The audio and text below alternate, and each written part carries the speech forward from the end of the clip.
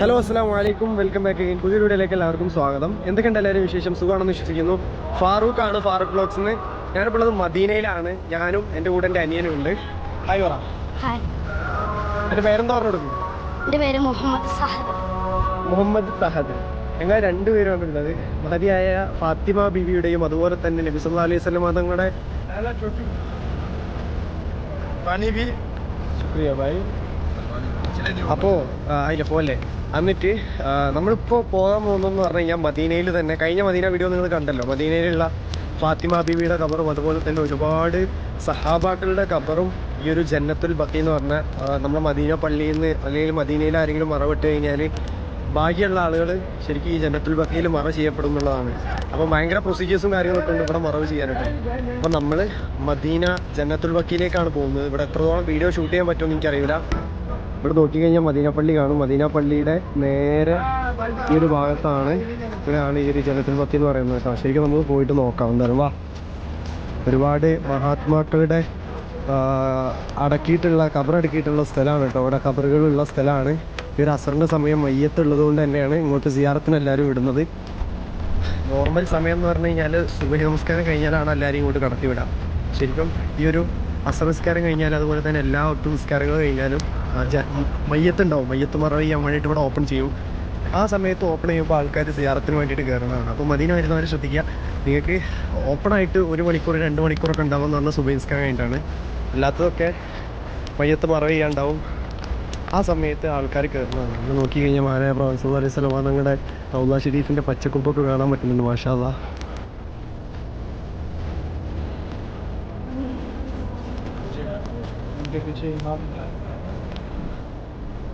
ഒരുപാട് ഖബറുകൾ, വലിയ വലിയ മഹാന്മാരുടെ ഖബറുകൾ ഇവിടെ ഉണ്ട് കേട്ടോ. ശരിക്കും പറഞ്ഞാൽ ആദ്യമൊക്കെ നമുക്ക് ഇവിടെ വന്നു കഴിഞ്ഞാൽ പല ഖബറുകളും ഏതാണ് ആരുടെ ഖബറാണെന്നൊക്കെ ഇവിടെ മാർക്ക് ചെയ്ത് കൊടുത്തിട്ടുണ്ടായിരുന്നു.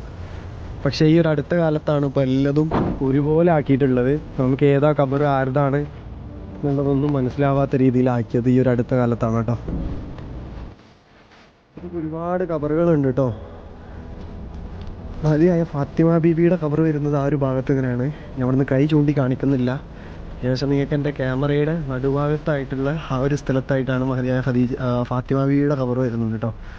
ശരിക്കും പറഞ്ഞാൽ മക്കയിലാണെങ്കിൽ നമുക്ക് ഖദീജ ബീവിയുടെ ഖബറൊക്കെ ജന്നത്തുൽ മുഅല്ലയിൽ പോയി കഴിഞ്ഞാൽ അവിടെ കറക്റ്റായിട്ട് കൊടുത്തിട്ടുണ്ടാവും. ആളുകൾ അവിടെ വന്ന് സിയാറത്ത് ചെയ്യും. പക്ഷേ ഇവിടെ ആളുകൾ ഒഴുകിയെത്തുന്നതും കൂട്ടായിട്ടുള്ള പ്രാർത്ഥനയൊക്കെ വളരെ ബുദ്ധിമുട്ടാണ്. തിരക്ക് വരെ കൊണ്ട് കൺട്രോൾ ചെയ്യാൻ പറ്റില്ല. അതുകൊണ്ടാണ് കേട്ടോ എല്ലാ ഖബറുകളും ഒരുപോലെ ആക്കിയിട്ടുണ്ട്. നമുക്ക് നിങ്ങൾ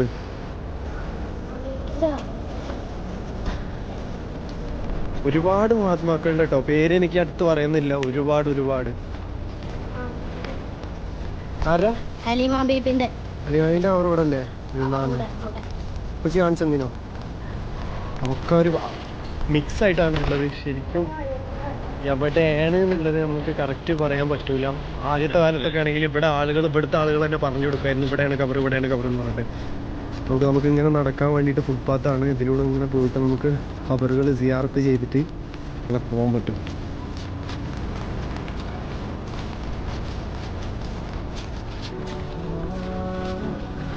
ആക്കള് ഭക്ഷണം കഴിക്കുന്നതൊക്കെ ഇതൊക്കെ ഒരുപാട് പഴക്കമുള്ള ഖബറുകളാണ് കേട്ടോ. ശരിക്കും നമുക്ക് കണ്ടു കഴിഞ്ഞാൽ മനസ്സിലാകും ഒരുപാട് പഴക്കം ചെന്ന ഖബറുകളാണ്.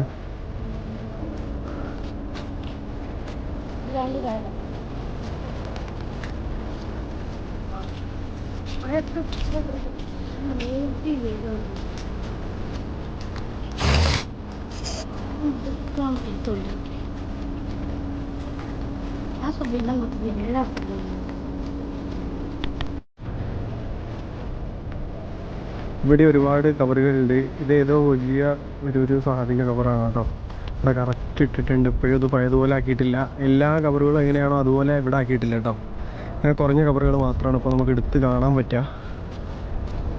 ഇതറിയുന്ന എന്തായാലും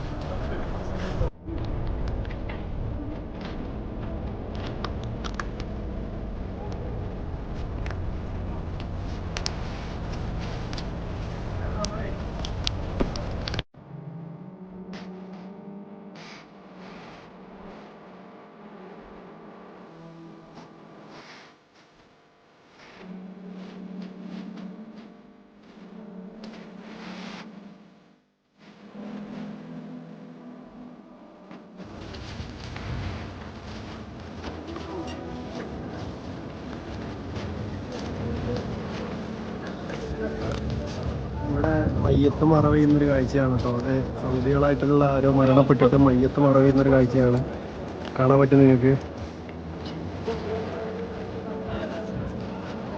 ഫുള്ള് സൗദികളാണ് കേട്ടോ. അതിന് മേലിനോട്ടേക്ക് ഇതൊക്കെ കബറുകളാണ് കേട്ടോ. അവിടെ കബറില്ല, ഫുള്ള് കബറുകൾ. ഇതിനി അടുത്ത മയ്യത്ത് മറവ് ചെയ്യാനുള്ള കുഴി ഉണ്ടാക്കി വെച്ചേക്കാണ് കേട്ടോ. എത്ര മയ്യത്തോടെ ഉള്ളത്? 7 മയ്യത്തോ 6 മയ്യത്തല്ലേ? ഒരുപാട് മയ്യത്തുണ്ട് കേട്ടോ. അത് ഇങ്ങോട്ട് പോരി അതിൽ പോലെ.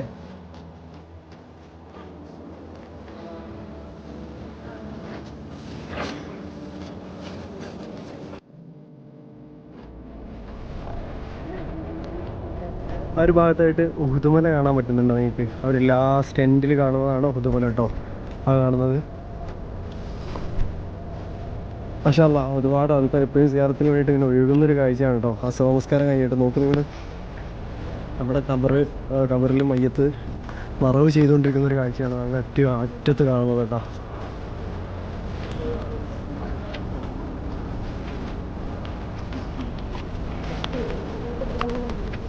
ഇപ്പൊ എത്രാമത്തെ ആളാണ്?